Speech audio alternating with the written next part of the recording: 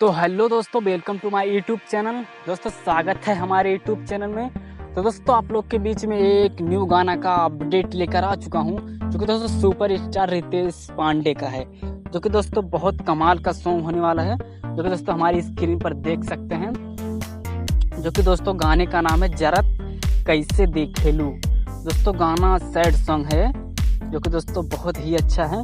तो दोस्तों आपसे प्लीज़ रिक्वेस्ट है, अगर इस चैनल पर नए हैं तो प्लीज़ चैनल को कर दीजिए सब्सक्राइब। दोस्तों मैं इसी तरह का वीडियो आप लोग के बीच में लाता रहूँगा न्यू अपडेट। दोस्तों चैनल को सब्सक्राइब कर लीजिए। और दोस्तों इसका रिलीज डेट कन्फर्म हो चुका है, आप लोग को बता दें कब रिलीज होगा।